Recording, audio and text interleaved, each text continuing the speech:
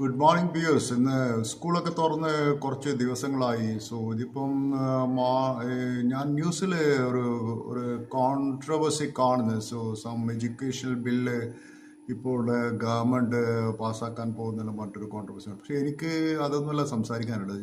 ഞാനും സ്കൂളിലും കോളേജിലൊക്കെ പഠിക്കുന്ന സമയത്ത് ഞാൻ ആലോചിച്ചിട്ടുണ്ട്. നമ്മൾ പഠിച്ചതൊക്കെ western ideas, western literature, western philosophy, business management, western business management, ഇതൊക്കെയായിരുന്നു ഞാനൊക്കെ പഠിച്ചത്. So actually I have a confession here to make. കാരണം വെച്ചാൽ ഞാൻ അന്ന് നമ്മൾ പഠിച്ചത് കോളേജിലൊക്കെ പഠിക്കുന്ന സമയത്ത് ഷേക്സ്പിയറിൻ്റെ മാക്ബത്തും കിങ് ലിയറൊക്കെ പഠിച്ചിട്ടുണ്ടായിരുന്നു. സോ നമ്മളന്ന് പറഞ്ഞത്, എനിക്കന്ന് മനസ്സിലായിട്ടില്ല നമ്മളൊരു ഇന്ത്യയിലുള്ള ഒരു ഡെവലപ്പിംഗ് കൺട്രിയിലുള്ള ഒരു കുട്ടി ഇത്ര കഷ്ടപ്പെട്ട് ഈ ഷേക്സ്പിയറെയും കിങ് ലിയറും മാക്ബത്തൊക്കെ പഠിക്കേണ്ട ഒരു ആവശ്യം എന്താണ്.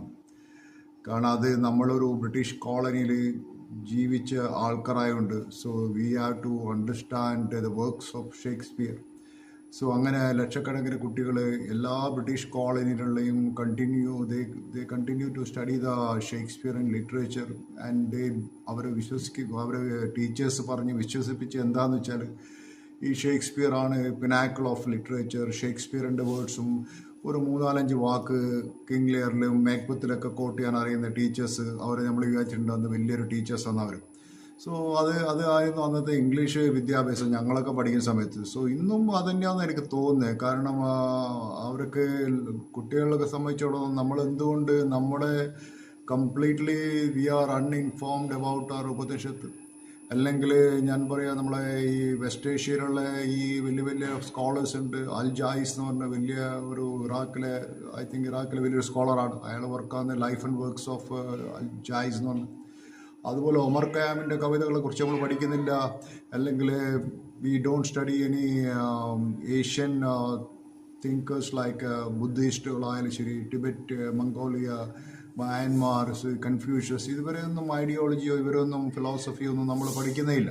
സോ നമ്മളൊപ്പം പഠിക്കുന്ന western education system, white supremacy, അവർ വെസ്റ്റേൺ കരിക്കുലം അവർ ഉണ്ടാക്കിയത് തന്നെ അവർക്ക് they have a world view to promote their Western ideas, and they want to project our ideas are diminishing global knowledge ആണ് ഞങ്ങളെ എന്നുള്ള ഒരു തരത്തിലുള്ള ഡോമിനൻസിനാണ്. അത് തന്നെയാണ് ഇപ്പോഴും നമ്മളെ കുട്ടികളെ വെസ്റ്റേൺ കൺട്രീസിൽ പഠിപ്പിക്കാൻ അയക്കുന്നതും.